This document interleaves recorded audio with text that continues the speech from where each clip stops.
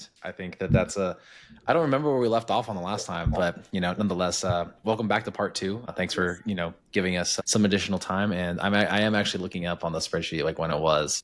Yeah, I'm super glad. I mean, it was funny because we were all walking because you were doing the Hyrox Relay, right, Margaux? And we were all walking up that escalator. I was like, yo, Margaux, it's Seamus. And you're like, yo, what's up? And then they did that whole little prep for the Hyrox Relay at the top there at the second floor of the Las Vegas Convention Center. And how did that go for you, by the way, the whole Hyrox? It was super fun. So I did a part of with Power Monkey, Dave and Sadie, and then one of their friends, Ravi, who actually went to camp this past spring. It was super fun. Like, if anyone's out there considering doing it, I would recommend going the team relay, like the 4.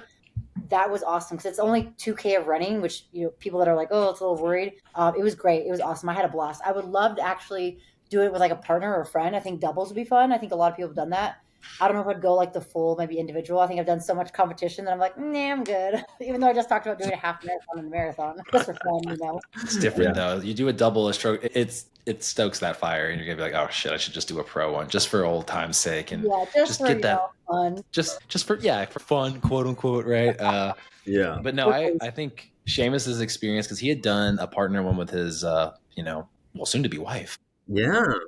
And he had raved about it, and then I was like working out with my workout partner, and he was like, yeah, let's do it. And so, fun story, that's why I wanted to just let's hit record and then we could talk about it. So I stopped running when you stopped running, which was at the end of, well, I shouldn't say stopped running, but I'm not doing it to that click, right, to get ready for Hyrox. He's kept running, and we both went out to do he's like, hey, I'm doing a 10K time trial today, I'm gonna see where I'm at. And I was like, yeah, I'll do it with you. No, I didn't. I did 5K, and it took me 27 minutes, and he ran the 10K in 54. So I was like, he's really built his base significantly in the last, how many months? It's like 5 months, because I felt out of shape very quickly. So I'm like, do I want to sign up for that marathon that you're mentioning, in October? I don't know. Options, priorities. Yeah, kids, soccer practice. I can make all the excuses in the world. I just don't really want to run that much because I'm afraid I'm going to get small. Yo, can I be real with you? I don't think so, man. I don't think so. I'm at like 2 to 3 days of running right now, or I'll do like 2 days of running. One of my favorite days of running are the track, though. I don't know what it is in me, but the track days are the best. Like long days, I'll do it at the Rose Bowl, long days, or like at another place. But the track days are the best. And man, I don't know what it is. This season of running with the hypertrophy, getting ready for the wedding, I think is like the leanest I've been, but the biggest I've looked. I don't know. It's kind of a weird thing. Like, I don't know, like a little bit of hybrid and a little bit of both. Yeah, it's kind of weird. I do agree. Like sometimes you may feel small. I think that just might be the nutrition, right, Marcos? But I think you can keep the muscle mass, man. You got good muscle mass, bro. I think part of his mindset too, thinking like, all right, again, like we have this image in our head, and then also you think like perception of like, oh, I'm getting smaller, I'm getting big. Like I feel like men and women might be a little different in that aspect, but it's like again, like that mindset of. Obviously, there's the physiological aspect of what's actually going to change with your nutrition and your training. But again, I don't think you're going to get small. I think you'll be fine. No, yeah, it's totally just an ego-driven experiment. And I mean, I also have multiple weddings to go to, and I'm just trying to be the biggest motherfucker in the room, Seamus. Let's go. Okay, let me tell you, Margaux. So I'm half Filipino, and in our Filipino culture, there is something called the barong. It's a traditional shirt that's like a white silk shirt that you use for weddings or just really important events. And so we're doing this mandarin collar, almost similar to this collar, and then these shirts. And I give Marcos his custom fit, like, hey, you got to do these fits, right? Get your widths and everything. He gets his shoulder width. He sends it over to our tailor, and she goes, whoa, what's up with these shoulders? Like, this is like really big. This doesn't make sense. Like, can he redo it? Like, this doesn't make sense. And I go like this. I show her a photo. I'm like, this is him. And she goes, oh, okay, never mind. He seems like a buff dude. Big shoulders. The delts are like 3D delts. And she goes, okay, that makes a lot of sense. I see why we got to use a wide tailor. Sure, you need a little extra on the sides. It's my only saving grace is my broad shoulders, everything else just seems to be weak. But yeah, like I didn't know that, Seamus. Well, thank you. That really boosts my ego, and my wife will be happy to know that like the seamstress was like, there's no way. But yes, I'm definitely not Filipino. So, that also is something that's a little uncommon there. So yeah, I don't think it gets same thing. I think during the Hyrox thing, I kind of used it as an excuse to not keep up on my nutrition. And I'm sure if I did, I probably would have had a better outcome. But it was funny to kind of actually track this with DEXA scans because, to supplement more running and take away from just like, pure lifts did make a difference of body fat percentage. And I gained body fat even though I was running, I don't know, whatever the mileage was during that time. That's interesting. Well, it also didn't help that I was like 6% going into it on the DEXA. So I mean, I had probably some body fat to gain, but in my head I was like, I gained 2 pounds of body fat, like because I'm coming off of like a deep cut. Mindset. So I know mindset, but I think that's like great. That is interesting though. I feel like if people utilize that, like if you keep the same strategy, keep the same nutrition going into it, like what does that training look like? Like what is obviously your aerobic capacity is going to build, your endurance is going to build, but what does that look like? And also I think depending on your goals, because I know when I went to the Hyrox, you saw so many different types of people competing. I was like, this is really rad. Like the breadth and depth of the competitors was probably people you wouldn't think would be competing, but I thought it was amazing. So I'm like, yeah, there's people out here that are doing this, whether it was by themselves, whether it was a team, a relay, doubles. It was really cool. I was like, this is rad because I feel like it's going to get a lot of people active and moving. And obviously you've seen it, right? There's been an uptick in like registration, uptick in like events. I know they've added some more, I think to the US market as obviously they're a little bit more international. Yeah. But I think it's good. Like whatever's going to get people off the couch and like moving, if you're going to go like for a walk, you're going to grab some dumbbells or eventually you're going to like transition to a Hyrox or a marathon or half marathon or 5. Cool, man. Do it. Like that is awesome. Was that your first one? Yeah, that was my first one. Yeah. Yeah, I think it was. That was like the best. Yeah, no, that was my third one. Okay. I'll tell you this though. They are two totally different events because I did the mixed modal or the mix with my fiance twice. So I did a half marathon leading into the first one I did in May last year, 2024. Okay. I told Marcos this, but like I got hit with the sled and then like it took me forever to recover. I thought all the running would have been fine. Then the next one we did was in December in Anaheim, and that one I got a program from a pro who's like a pro in like the 42-year-old division, 43-year-old division. We've had him on this podcast as well. So he programmed me, and my gosh, probably some of the best programming just around the aerobic capacity. And then the Hyrox stuff I just kind of handled, and I did some simulations.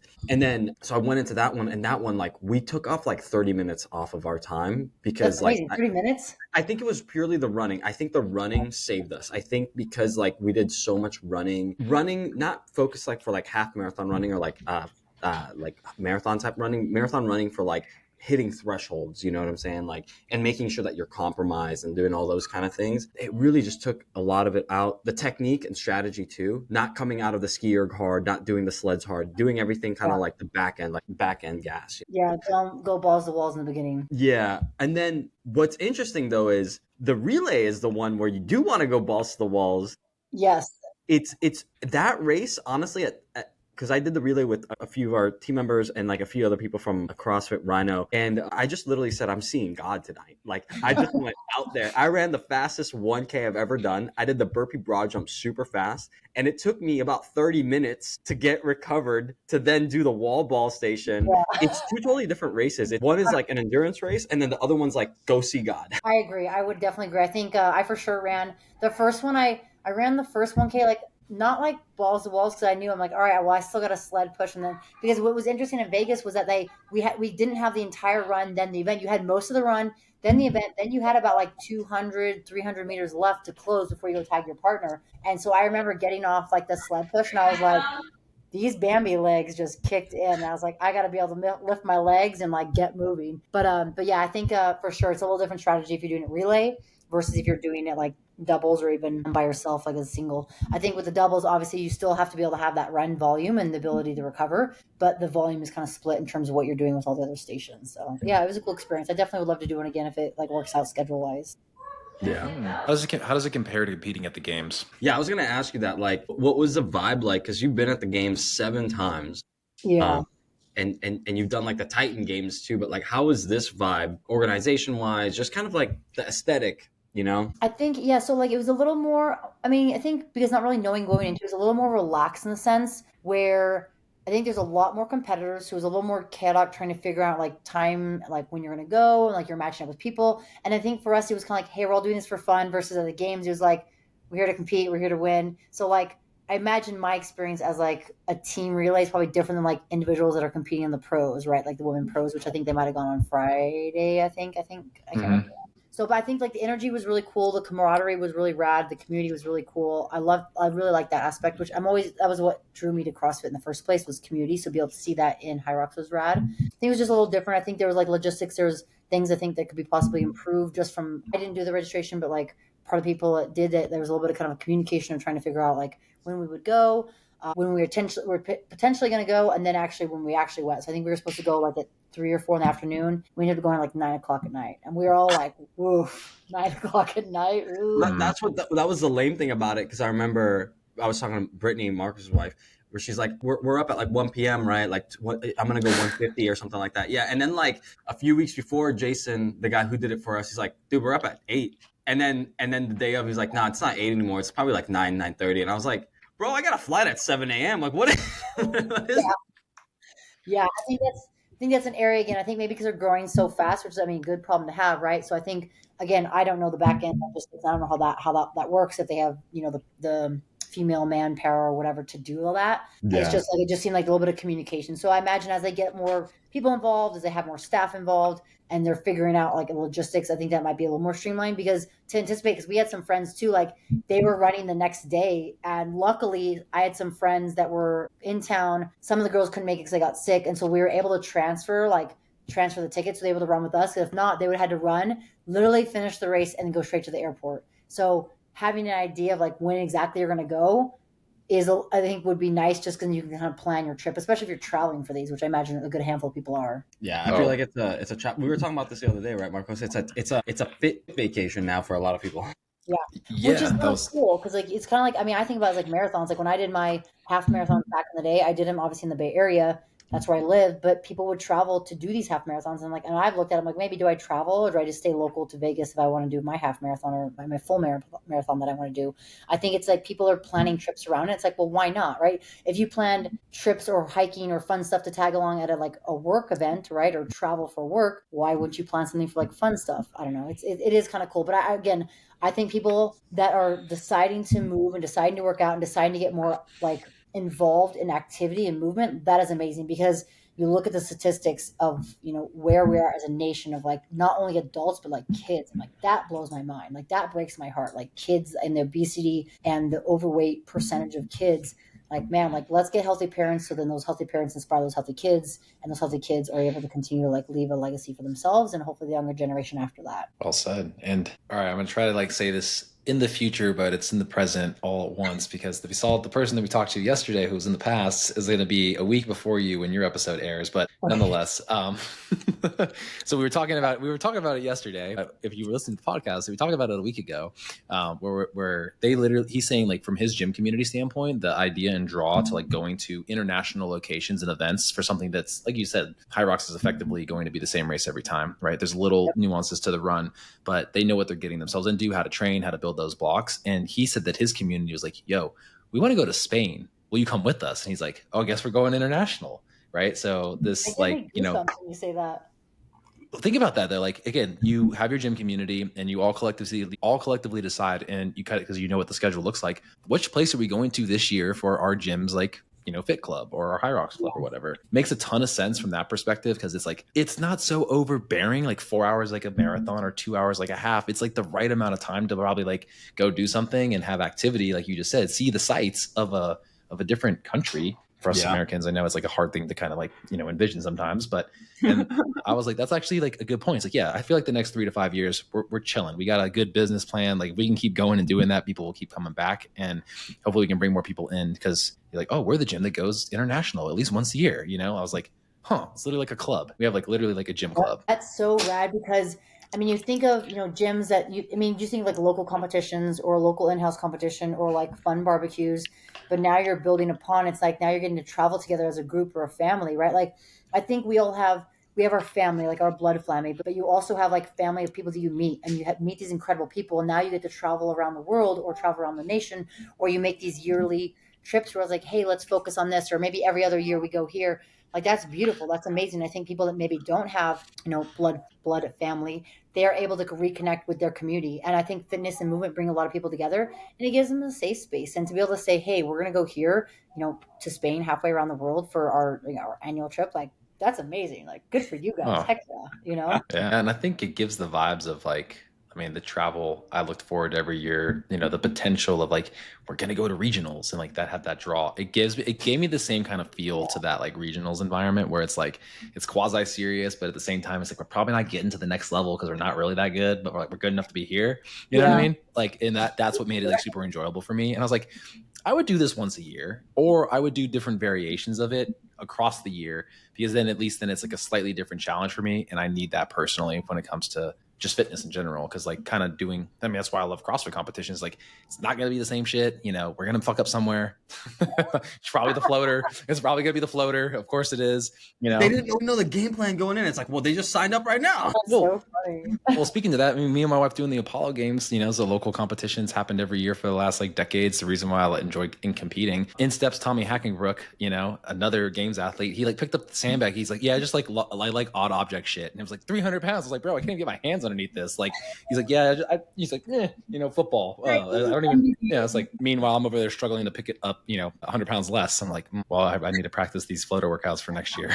Yeah. Hey, that's the beauty about like when you get out there and you compete, you realize like where the landscape is, and you're like, oh yeah, this is something I can obsess over for like the next 3 months, you know? Yeah.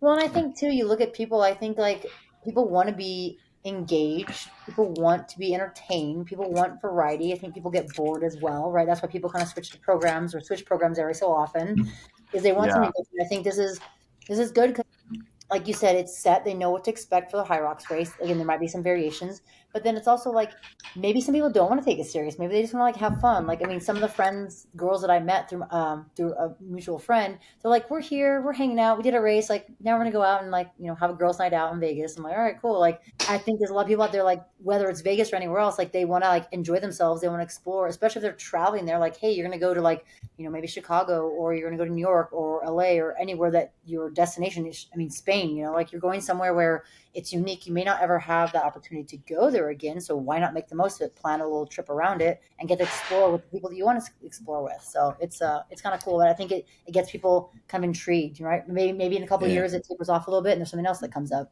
You never know. Yeah, I think it's reaching its peak though in terms of kind of like, you know, CrossFit circuit, like 16 to 18, where it was like really like building. There was a lot of people that knew about it, you know, and a lot more people wanting to do it. But it's funny because the guy that we had on yesterday, and then also one of my clients, like they've been doing Hyrox events since like 2019, like since like the inception in the America spot. They've been around you know? for a bit, and people are like, it's funny because I remember Sam Briggs. She made a comment that she'd done one of the events early on, and I was like, that's funny because I remember it being around for a while. I mean, even Lauren Weeks. I mean, I know she's a multi-level. Dude, when we watched her the other day, when she did that fourth lap, remember, Marco, she just got away from everyone, and I was like, what the fudge just happened? Like, I was just like, what is this gas tank, dude? But I remember her back in the day, like, because she was competing at regionals. We competed together, and it's like, again, like, she's obviously, she did that a long time ago, did still do CrossFit, and she's focusing on that now. But I think, again, like, it's just, maybe it took a little while, like, again, that was 2018, 2019, so it took a little while for it to reach its peak, but now it's like getting more interest and more kind of traction with that. But again, like if it gets people moving, gets people to like sign up for something and like challenge themselves, by all means do it, right? Like the only way you're going to know if you like something or you want to push yourself is to do it, right? We won't really know sometimes till you're there. That anticipation of fear can sometimes prevent you, but I think if you're willing to say, all right, cool, like let me peel those layers back, let me put those expectations or fear to the side, and I'm just focused on what I need to do, then maybe that'll push people outside their element. Yeah, 100%.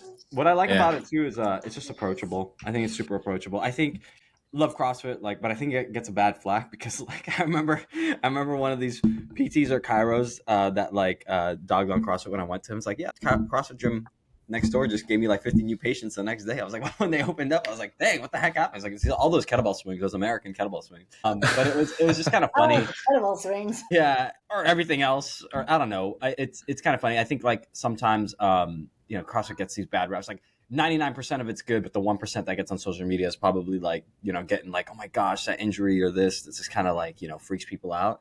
So yeah, I get like maybe the social media factor of like Hyrox is like, you know, super approachable. Everyone feels like a rock star. The $50 upsell on your photos, you're definitely getting that.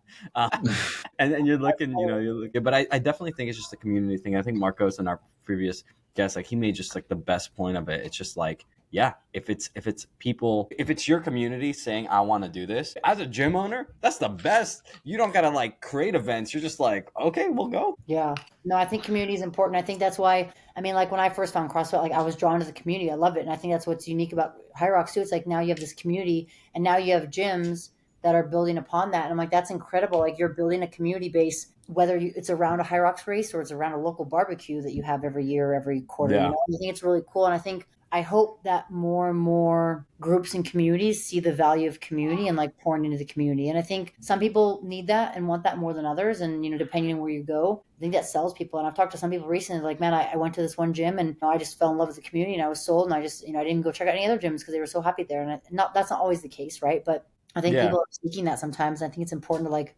see that and acknowledge that. We were talking before about community. You said you've been trying to do more in your community. Can you enlighten us on that a little bit? I know you kind of mentioned it a little bit. Well, what you been doing in your community? Been doing some more things, you said. Yeah, so I've kind of pivoted a little bit. Like I love coaching and I do a lot of online remote coaching and that's great because I can reach more people with that. But for me, that in-person experience is huge. So I've started to do more workshops and seminars and just kind of starting to build this out. I've wanted to do this for a while. My long-term goal is to have like a Go Girl retreat where it's not just for women, it's for men and women, but eventually I would focus on women, but essentially create a place where it's education and inspiration and motivation, whether it's, you know, about fitness, movement, mindset, recovery, whether it's learning to have the confidence to ride a motorcycle. So that's kind of the end goal, but I need to start working with like doing mindset workshops or gymnastics or, you know, rowing workshops. So being able to impart information to the community, I think it's really important.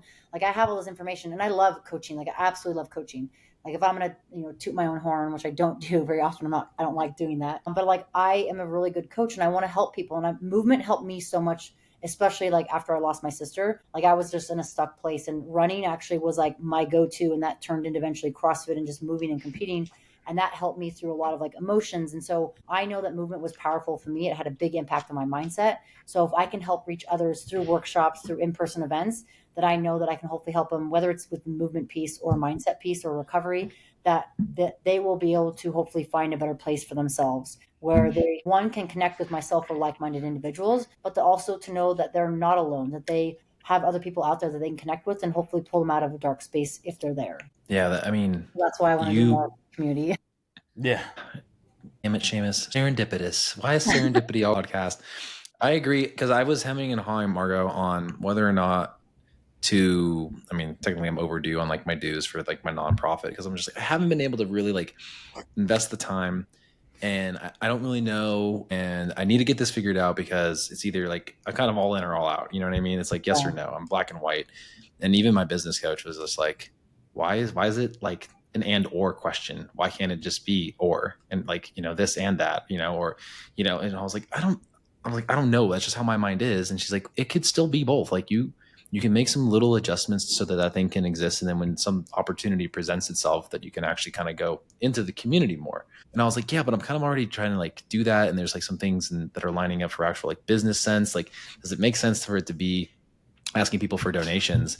And then it's like literally in the last 24 hours, I swear I've had 4 or 5 conversations about people wanting to back and do things in community. Obviously you're now saying it while we're doing this podcast. And it's like, you're right. Like there is definitely a place to like go and do that. And maybe this is like the world and universe telling me, hey, like just let it exist, like let it ride, you know, try to make it so that things are allowing you to get in there and do the things that you think are absolutely necessary. Like you said, for health, right? My job is educating and coaching more on the nutrition side and like, you know, distilling that information down for the kids, you know? So yeah, 100%. I think that's something that like important. I think like in life, I believe like everything happens for a reason, good or bad. And there's things that I wish I would go back and change. Like I wish my sister would never died in an accident, or like I would go back and change that. At the same time, like that happened. So the silver lining is that I learned to really appreciate life and to really make the most of life, because I know tomorrow, next month, next year is not guaranteed. She also taught me to appreciate and make the most of the life and the time that I have here. And I think over time, I turned that to, well, whatever I get to experience, maybe she's with me. Maybe she gets to see what I see through her soul and spirit. So maybe if I can explore and do as much as I can and help other people, maybe her energy will resonate through me. And I think by you saying it and talking it and putting it out there, like maybe it's not like it's not growing all the legs or wheels that you need to like take off right away, but you're putting it out there, you're talking about, you're having these discussions, and there'll be people that will resonate with you and that will be attracted to you and that will want to support you and help you. Not just you, to anyone out there obviously listening, but like, and it's tough because I think for me, it's like, well, maybe what if no one signs up? Like, what if nobody comes? Like, well, if I don't ever put it out there, like no one's going to ever know. Like, if I just hold on to this, like my precious, like what's that going to do? Right? Like, no, I mean, that's so funny. It's exactly, it's serendipitous is the word, but like, I think I do appreciate the insight that Seamus and Marcos had 2022 of going, let's just put these conversations online, because he and I were having conversations every day, every week, just kind of like just talking about health and just kind of perspectives, and that's why we call it the macro perspective, talking about nutrition too in there, macros. But it really was like, it's kind of turned into not really talking about macros, but how to actually like adhere to them through other means now. It's hilarious. Exactly.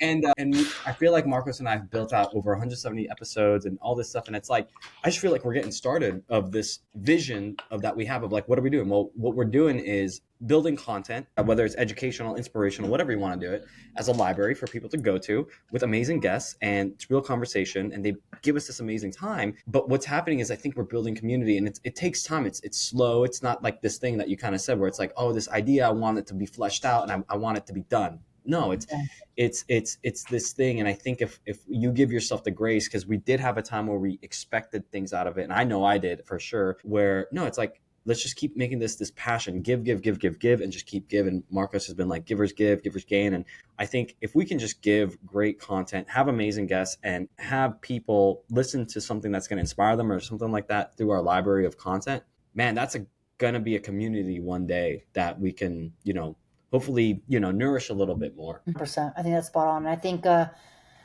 think people will like, again, be attracted to it. Like they'll come across it, whether they're new listeners, old listeners, whether it's people that you've known for years or not. And I think it's just, sometimes it takes a little longer than we anticipate, right? It's hard. But like, once you say to yourself and like, all right, I can do this. Like I can do hard things. Like I can put myself in a position where I will grow. You can support one another. You can uplift one another. I think sometimes it takes a little bit of time, but if you're consistent with that and you show up and you work hard and you believe in yourself, and that's hard, man, because doubt and self-doubt and like the haters out there, they're there. And sometimes you don't know if they're there. Sometimes like the people closest to you, like you just don't know. So it's like, all right, what can you do that's going to help elevate yourself and the people around you?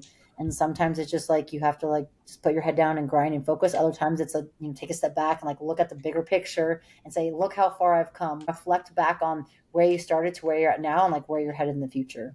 Do a mic drop. I know, right? So well said. And I think, through a little bit of adversity and a little bit of trial and error, and honestly, just like everything else, just a little bit of consistency, we've been able to kind of finally hit our stride yet again. And I think if we would have kept up the intensity that we had back in 23 versus where we're at now, like we could be further ahead, but like life had other plans for 2024 for myself and Seamus. It's okay. Like, yep. I think that's also like a great foil for how, nutrition goes with all of our clients. Like there's going to be bumps in the road and things are never going to be ideal, but like you can definitely try to do something as consistently as possible. And then from there, exponential growth is a weird one, right? Because it kind of looks like nothing at first, right? You can't really triangulate it and then it explodes. And what was it? Was it the right guest, or was it just like the amount of work? Did you finally get better at the talking skill? Did you finally figure out the algorithm, which no one can figure out? That's always It's definitely not that. Yeah. Even today, I was like in my stories, and it's like, you can get better viewership if you get verified. I was like, great, I got to pay for another thing through Meta in order to actually get more clicks, right? Yeah. I'm like, fantastic. So at the end of the day, it's like, hey, like Seamus and I look at this project as more of like, again, all areas of like master classes. If people want to listen and we inspire one person per episode, then we're doing our job, and that's all that really matters, because we take a lot out of it. Like again, being able to just connect with cool people like yourself and kind of hear like what happened. And to answer your question earlier, it's almost been 2 years. It was September of 23. It felt like only a year ago. It felt like only like a year, maybe a year and a half. So almost a year. That's wild. That's wild. Yeah. So I look back and and a lot has happened. And I think for like you mentioned, like there's certain projects that you're working on, like you're transitioning into like these new things. And I want to kind of settle on something about like mindset and community kind of for the remainder of the time, because I feel like, you're obviously talking about the mindset coaching, and what that can kind of entail and what that kind of project looks like.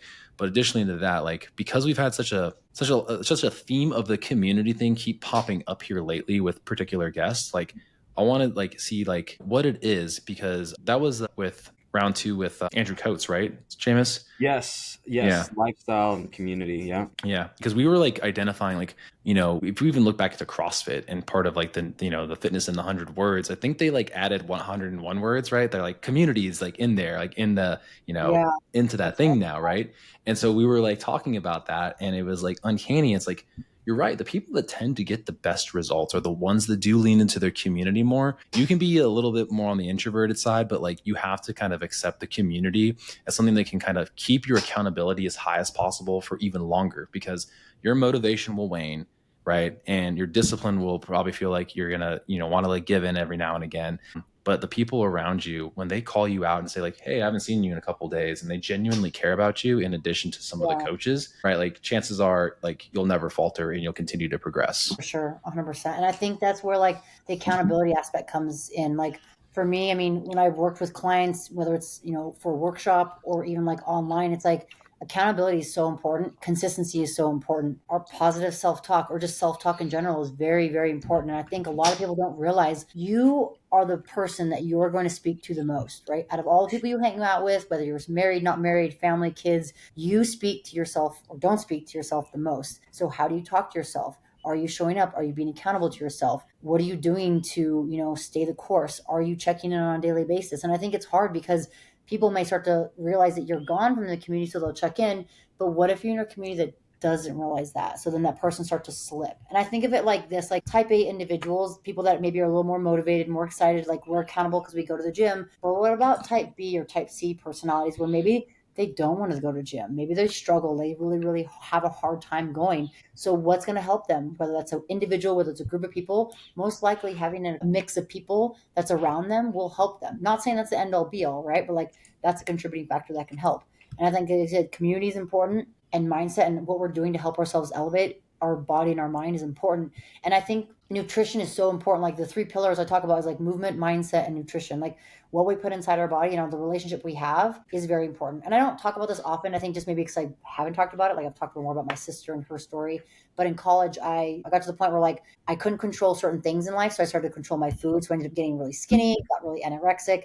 And then on the opposite side, while like 4 to 6 months later, became kind of like that bulimic binge eating cycle. And I was like, man, this is horrible. Like I didn't like it. I was all into health. And now I'm doing something to my body that like I could possibly have long-term side effects. Like, what do I need to do to change this? I sought help, went through like cognitive behavior therapy in Hawaii. And like I was able to get out of the cycle because it's like, man, this was horrible. I didn't like it. Like I couldn't feel like I could only eat one bowl of cereal or like one of my frozen dinners. I was like, I have to have them all, like the all or nothing mindset. And I can like laugh and joke about it now. But back then it was hard, man. Like I know if I'm going through that or I went through that, there's plenty of other men and women that probably are going through that. So it's like, how can we help them through that as well? And again, part of that's mindset. Yeah, no, I appreciate you sharing that. I mean, obviously we're kind of actually recording this in Men's Mental Health Month, but let's just Mental Health Month overall. It's interesting that you with chaos happening in your life, you try to anchor yourself through control. Right. Mm-hmm. Can you talk to people about like how an over development of control like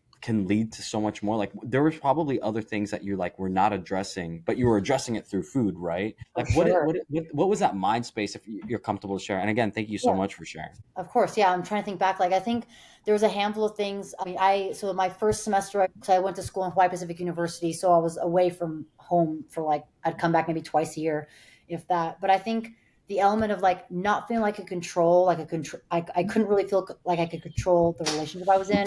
I couldn't really control like how I was meeting friends.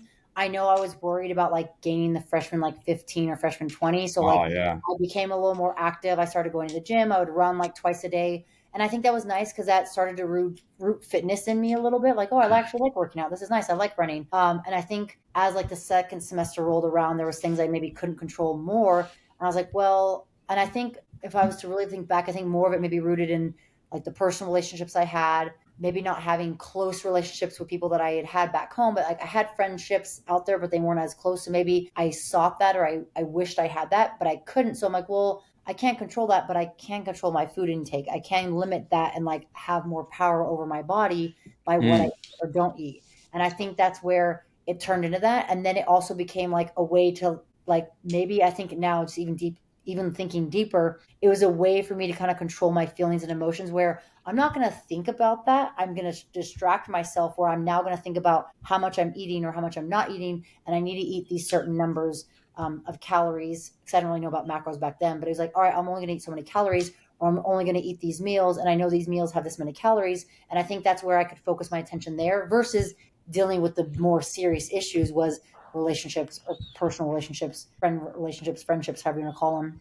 And I think that was probably a root cause and not realizing it till later on, even now discussing it. And I think that's important where like, whether we work with kids or adults, it's like, one, are we willing to pull back the layers of ourselves like an onion and say, what's the deeper cause? And I think that as I started to bounce back from that, as I started to not be in my controlled environment, because this was university, so I was like in my dorm, I could control what I went and ate when I went to the dorm. And I think once I did a study abroad after that year, and I was in an uncontrollable environment. So then I started eating more. And then I get to the point where I'd overeat because my body was probably craving food, right? I think I dropped down to like 118, 119 pounds, like super skinny. And I'm like 148 right now. So like, that's a good 30 pounds. I mean, granted, I have more muscle now, but I think I was now in an environment where I couldn't really control things and it got more chaotic. And then by the time I got back to university, it's like, well, now I'm in my environment that was similar, but there's a degree of change. And I think maybe I was lost in just trying to figure out what I want to do. And then I turned to food as like a solace. Yeah. And then it was like you said, like it was chaotic. I was like, well, I'm going to have my one bowl of cereal. Then that one bowl of cereal turned to the entire bag. And then I feel sick. And then like now I go into the cycle. I'm like, well, I ate all this food. I don't feel happy. I don't feel good, but I can control it by making myself throw up and purging that. And then it kind of came into the cycle. And it's like, I think in my mindset, I think people out there that have that all or nothing, like black or white, like, I'm going to do everything or do nothing. That's how I had that in the beginning. And it was like my day would start off great. I would eat my like slim fast shake and like my piece of fruit, and I would have my lunch. But then come like afternoon, evening time, it was like a shit show, excuse my language, but it was just this like free for all. And it turned into this cycle. And I think, again, going to that mindset, it's like all or nothing. Well, I'm strong. I'll do whatever. I'll put myself in this new environment. But now I'm in this environment where I have no control. I have no parameters. And it got into the cycle. And I think once we get into a cycle, it's very easy to stay in that cycle, right? Consistency and accountability is hard. At the same time, on the opposite spectrum is like convenience and like complacency is also very easy. So now you get, right? And I know I'm talking a lot, but it's just like unpacking all this. I think people that are listening, hopefully this resonates with them. If they're currently struggling, or if they're struggling with something else that has similar patterns, they can understand we're like, all right, seeking help was good. Like I was like, I don't want to do this to me. Like I don't want to have throat issues. I don't want to have all these health symptoms that come from bulimia. So I'm like, what do I need to do? Like I sought help and I had to break that pattern. It took a while, but I eventually did it. But again, it goes back to like your mindset. Are you willing to make that change? Are you willing to put yourself in an uncomfortable environment to make sure you don't do that? I appreciate it. And I'll let Marcus go off. What I would say here is it's so interesting having a lot of mental challenges, mental health challenges, especially around food, because it's like every human has to do this thing called food. Yeah. So it just makes it so interesting. And it's like, it's so great to have your awareness around it was your environment, it was your behavior, it was your relationships, and realizing it was just through the food that was the catalyst to do what you needed to do. And you're like, okay. But yeah, no, I appreciate that. Yeah. Yeah. I think it's. Yeah. Thank you. Oh, go ahead. I was going to say, thank you for sharing. I didn't want to interrupt because I could see like the stream of consciousness of, talking about it all. And I think it just owed you like the freedom to speak about it, because I don't know how often you've shared that story with somebody. Yeah, I think I've started, there's probably like maybe like 5. I've shared like we 5 appreciate it. And I think maybe before I was kind of ashamed because I was like, man, like, but then I think, well, why should I be ashamed? It's something like you overcome something so difficult. Like, why not share that? And I think that maybe I felt more comfortable talking about my sister over time, right? It took a while. And I think I've shared it like maybe once, kind of. I've not shared the full story, but I've hinted on it to like social media, and I've maybe talked about it to a couple people. But people are like, man, like I never would have guessed. I would have never known. And I think it's important. Like, man, like hopefully, if my story or my experience can help someone else say, hey, like, oh man, like she's done this, but she struggled with this. Like, hopefully, gives them strength and the confidence to like deal with it and work through it. And I know a friend of mine, I actually shared it with her back in Montana, and she's like, man, like I admire what you've done. Like I'm still personally struggling with it. And it's been like 20 years for her. I'm like, damn, like that breaks my heart, because I'm like, to know that you have to go through that, or you fight that physically, mentally. I'm like, I don't want that for anybody. So I'm like, if I talk about this and this helps someone like earlier on in the process that breaks that habit, I'm like, that's okay. Like I'll put like my self-consciousness about talking about it, I'll put that to the side to hopefully help someone else, because maybe that will break that habit so they don't go down that route that they have to be dealing with this for years. Man, yeah, and I mean, I think it's crazy how some people's story can lead to a connection of your own, and I'm sure people are resonating with it because I am in the moment. And I look back to my like middle school years, and granted, it's like I've come a long way since then, but I still remember how I felt in those moments. And I mean, again, the thing that I was most ashamed of is like going through puberty, and I couldn't control or change what was going on, but I just know how I felt in that moment, right? Like I would wear a t-shirt and it would bother me because like, quote unquote, like I could see my nipples through the shirt. Like straight up, I was like, and again, like it's like, just natural, like development of like some estrogen and testosterone going up together. And like, I go to my mom, I was like, I have like hard lumps behind my like quote my breast in a sense, and she's, like, eventually you go to the doctor like no, it's normal. So I was like really self-conscious about that. And then same thing, I was like, well, I'm playing sports, I'm playing basketball, but like I want to get like, I don't know what like got this in my brain. I was running like crazy and then just like stopped eating completely. And like my parents were like, there's like, is everything okay? Because I was playing baseball, playing basketball. I was like 145 pounds. And I remember like being like shredded at the time. Like I was like skin and bones, and like I had like I was doing P90X like abs every night. Oh like, my you know God. what I mean? You were doing the P90X, not eating and doing your sport. That sounds perfect. Well, and if you think about like the diet culture back then too, it was like, yeah, you got to do this like dude. Shakeology along with it, and like the meal plan with that. Right. So here I am, in my teenage years, or, basically going into 8th grade. I think I was like 13 at the time. And, like having this, like was like first real body transformation was going through that. And then also like attributing it to, I had like a first couple girlfriends at the time. And then one of the other ones also had like some suicidal like ideation and, tendencies, and like, the cutting for attention kind of thing. Yeah. And so, I mean, that even led to me doing it to kind of prove a point. Like I was like, yeah, we're both like dealing with the same like struggles as a kid, and it's like, hey, like, mentally I look back and I was like, those moments like shaped me. And there was like a coming to Jesus meeting with like my parents and talking about like what's going on. And I was like, broke down, like crying, I remember it was on a baseball trip, and they're like, I'm in a room and I'm like not happy at this age, like going through all these emotional hormonal changes. And yes, it happened younger for me with food, and then obviously like different things, like kind of figuring out how to use food as fuel and understanding how it can like change and create more perspective. And I think that's the big draw of like what you talked about. Like I know that the kids are going to probably go through that very similar thing. I especially worry about it for my own kids. And, my wife and I are talking about it quite regularly. We're worried about our daughter. And it's like, it's harder to be like, dealing with a little girl, right? I'm like, I don't want her to view food in a way that could lead down some sort of rabbit hole like that. Right. Yeah. But how can I show her that like food is this, it's a necessity, it's a fuel source. Right. And like, there are ways that you can manipulate it positively to help manipulate your body, but please don't go to the extremes. Right. And I feel like the more we can talk about it and not have a stigma around it, like Seamus said, everybody has to eat, right? I think the better most people will be. And, being able to, it's really amazing what the human body is capable of in terms of transforming. But I also think like you're only willing to go there if you can, really talk about it and use your mind and the mindset to like not be afraid to talk. Like don't introvert yourself. Make sure you go out and, seek help. And, the professionals like, hey, by the way, guys, like that is definitely not mine or Seamus's scope to deal with people that are dealing with like, food related, addiction or things like that is really beyond the scope of a health coach in general. And we would work in conjunction with that provider to make sure that you're getting additional aid. Hey, we were going to focus on feeling strong and good and performing, but that other person is going to help you deal with those other like deeper rooted issues. So that's the message is don't silo yourself. I think, right. I don't know. It's interesting because I had those seasons too of just like putting the hoodie on and just being like, I'm gonna be this emo,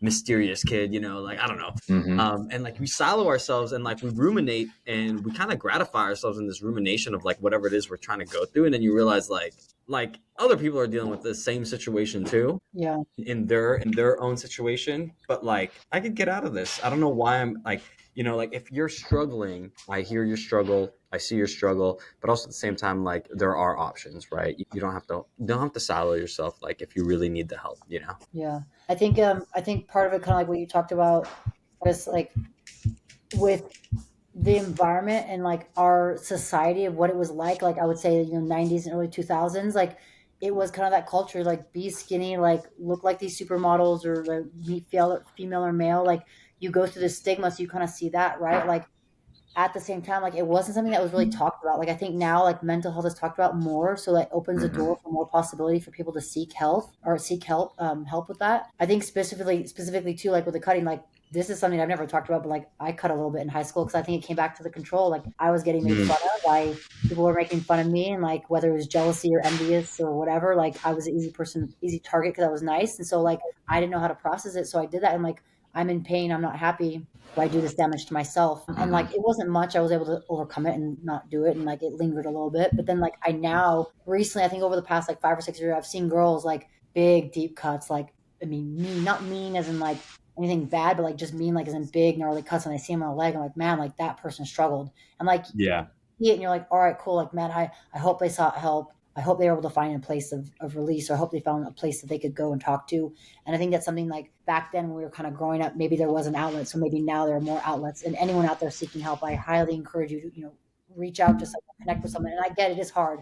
The last thing you want to do is to reach out and like feel vulnerable, but like the vulnerability will allow you to overcome that. Like to say, hey, like we're human, right? We have our egos, but if we can put that ego to the side and we can say, hey, like if you genuinely want help, like seek it. And again, it's hard because when we're in the midst of it, you probably don't feel like I don't need help or I don't want to get help. At the same time, you also be like, I want to linger in these feelings and thoughts. And I know like my younger sister, when she was going through like, processing my sister's passing, it was hard for her because she was like, I can't, how can I be happy and how can I celebrate life and how can I still go do fun things when she's not here and she doesn't get to experience that. So she struggled. And I'm so proud of her because she's grown up so much and she's been able to overcome that and like turn into this beautiful young lady and just had a baby and to be able to like transform her life. But it's hard and it's tough. And I think people that are out there, like if they're feeling like that, like they're not alone. We've all had our own struggles just by what we've shared right here. Yeah. And you multiply that by the tens of thousands. There's so many more people. And so I hope now with our environment and our society that we live in, as much as we need to say there's negatives, there's also positives to like, hey, there's more resources, there's more people willing to help with mental health or have these conversations. And don't get me wrong, they're fucking hard for real, but they will help for sure. I want to add one more thing to that. And dang, it's a great mic drop again. I want to add one more thing because I know we're talking about the person that, go seek help, don't silo yourself, but accountability and community. For the folks that notice that someone may be going through this, like in your CrossFit community, in your gym community, your Hyrox community, or just in your normal work, like go inconvenience yourself and inconvenience that person. Like go do the thing, like do something. I was asked this on a podcast before, like if someone is in your community, like what should you do if you know someone's going through like mental health? I'm like, literally do anything, like do anything. Inconvenience, knock on their door, take them to Disneyland, I don't know, whatever, do something, because it's like, it could be as simple as a quick text, hello, smiling at somebody. So I want to hold like the community side aspect accountable. I don't just leave it to the person like that's struggling, like everybody else around that person, like take a look, look at the person left and right and just kind of see like if they're good, and probe too. Like don't just ask that first question, you good? Like be like, no, you're really good, really try to take care of the other people around you. I agree. I love that 100%. Yeah. And I think, this, turned into very deep things. It's a reality. And I think it is certain things that happen in your past, they don't define you, but they might help you start at the right beginning of your chapter, like first chapter of your storybook in a sense, right? Like I look back and I don't feel less of myself because those things happened. I look at those and realize that it was probably completely normal, to be feeling this way due to emotions and due to, ugly duckling syndrome and a million other things that could potentially go on. And I think for a lot of people to be like, easy for you to say like, no, I had like bad skin in high school, didn't look, but I couldn't take care of myself to the like thing now. But like now it's led into controlling the things that I know that I can control, that I can have fun with, that help me feel good about conquering my day. And I think that that's like the biggest thing that I'm working on with all the people that I work with, right? Like I wouldn't like advertise this, that I'm a nutritional therapist, because legally that's probably not legal, but like theoretically, like nutrition coaching really is that. Like, I have very regular cadence of calls with everybody I work with, because I know that in 7 days, so much shit and baggage can happen. Like somebody comes out of the woodwork and this and that and the other, or relationship problems led to like a bad week of food, or, like you're getting too comfortable in your relationship, so it's led to a bad week of food, right? Like there's, every which way you can possibly spin it, at this point I've heard it all. Then I'm like, hey, like I'm not here to judge. I'm here to give you perspective of like, hey, are you willing to make a change for the better? Because when you initially hired me, you said you wanted to get here, right? But right now, like, how much do I need to like, push down on the gas pedal for you? Do I need to pump the brakes a little bit? Do you need more of a maintenance phase? Do you need to do this? Like, what is food what is food for you right now, right? How are you relating that? Like, are you trying to live in the moment, or are you mad because your girlfriend right now is telling you, hey, like, we should just like order fast food, right? And, how are you going to break out of that cycle? And this is, maybe a conversation I have with a man, right? But when it comes to like the women too, I'm like, like, is your husband supporting you, right? Is there other people in here that are not like following along? And, you have to, I was like, of course, you got to take care of yourself first at the end of the day, right? Yeah. I mean, it's the oxygen mask analogy. It is super important to make sure like, hey, you're no good to anybody else unless you're doing the stuff you feel like you need to get done for you. I can't tell you how many conversations I have with people. Point in case today, client goes, hey, I notice if I don't schedule my workouts, I don't get them done. I was like, all right, cool. So speaking of, I actually need a message her. Hey, you told me you're going to tell me you're going to schedule your workouts. Like, I didn't get a photo for it yet, right? Like, good reminder. But like, I was like, yeah, like, that if that thing happens, you're going to feel better about your day. And I said too, I was like, you have young kids. I was like, we both know this. You get to the afternoon, you're focusing on them. Yeah. Right. You got to find ways of being able to kind of, analyze that. And I think that's like, again, when it comes to just, the theme of this month, right, as we're recording episodes that are talking about mental health, don't be afraid to have a coach. Maybe start in an area that you don't realize that could lead to you having these deeper conversations. But, what I would advise, and there's plenty of other great coaches that use different strategies, get one that talks to you. Get one that's going to spend, 20, 30 minutes with you at a minimum per week. Set the ground rules with that. If you have to pay a little bit more because their time might be a little more valuable, but you like the outcomes that they can produce, go for that. Because I can't tell you how often, when I go to the call with my coach, like I get like clammed up. It's almost like getting ready for competition. I was like, why am I feeling this like emotional reaction? I feel, yeah, man. It's like, get beta alanine just itching. No, but I get nervous about my call with the person who's coaching me right now, because I know it's me having to go through a growth mindset. And it's very uncomfortable, but I know, like, I'm now looking more forward to it, because I know it's like, I don't really have anything right now, but she's gonna help me find it. She's like, what are you thinking about? What do you need help with today? I was like, man, even that question alone, what can I help you with today? Like, she always asks the same question to start it. I've noticed that about her. She's been doing it even longer than me for coaching. I was like, God dang it. I know it's coming, but like, what can she help me with today? So I literally am thinking about next week already. What is she going to help me with next week? I don't know, because it'll be whatever the spur of the moment is, but seeking help. And go ahead, finish. No, just seeking help, and being ready, willing, and able to actually go take action, right? Like these things and these conversations, these stories that obviously have meant a lot to us. And if you're listening and you've felt something also get kind of quote triggered as a result of it, just realize too, like, those moments, you can sit with it. There's some beauty behind it. Like you said, like you're taking your sister's memory and trying to use that to empower you, to motivate and give back in a way that, again, is part of your being, in the fabric of your being. And I think it's beautiful. Same goes for me. I didn't lose a sister, but I lost a mentor. Like, I wish shit, it's been like 3 years now. Like, I would give anything just to be like, dude, you were so fucking right. I didn't need the easy clients. I need the fucking hard ones. Like, and I've gotten better as a result of all this stuff. And I wish we could just have those conversations again, and I could learn from you again. It's crazy. For sure. Yeah, man. Margaux, I wanted to just applaud you. I appreciate your vulnerability, because like, when you think of your accolades, like, I'm just going to run these real quick, but what I'm going to get to my point is like, business owner, fitness coach, winemaker, 7-time CrossFit Games, athlete, tactical games, NBC Titan Games, American Ninja Warrior. Like, people might look at that and like, like, oh my God, like that's Margaux, like that's Margaux, like beholden. But I think bringing it back to reality of like, well, for her to have been on that path, she had to go through this trials and tribulations. Like, she probably wouldn't have been there if it wasn't for these trials and tribulations. That's what made her so great. But what makes someone so great is a lot of hard shit, and a lot of hard shit. Like, you sometimes don't even want to wish upon your worst enemies, because it's like, dang, like this is rough stuff. But knowing that, like, hey, out of that roughness, like, you can come out of it, and then you can direct your life to where you want it to go. So it's like, yeah, they see the name, but then like when they listen to this podcast and they hear you share these stories, and I want you to keep sharing these stories, because it's like, it really showcases our heroes and our idols are like, yeah, I can do that same thing, I think one thing that I've learned over the years is like, if I like think of one word that I to encapsulate like who I am and like who I love to connect with, is being authentic. One, I want to be authentic, and I will stay true to my roots. At the same time, I also want to connect with authentic people, and being around authenticity is important.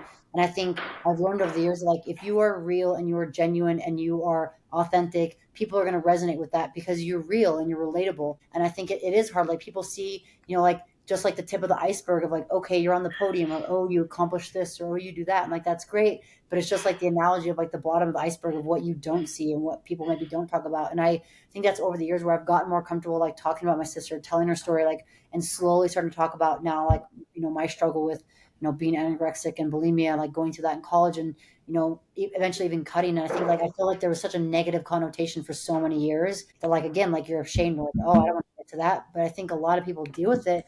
And I feel like I've talked about this with other people, but like two things I feel like within the US or American society, you don't talk about death and you don't talk about sex. Like they're kind of taboo, not to like go off of a tangent, but I think you can take the kind of same analogy where like people don't talk about certain things like that because maybe it's taboo, maybe there's a connotation to it. But I think if I'm going to connect with people, like, I'm going to be real and authentic and genuine because it's like, this is who I am. Take it or leave it. If I can hopefully elevate someone, and again, like you guys said, if it helps impact one person's life, and then down the road they help impact one person, then that kind of triples and eventually quadruples. But I think it's important to like just be real because we have this one life. We're gonna get to the end of it and be like, man, like I wish I would have done this or I wish I would have done that. Like we will probably have regrets in life, but if you can live with minimal regrets, that's important.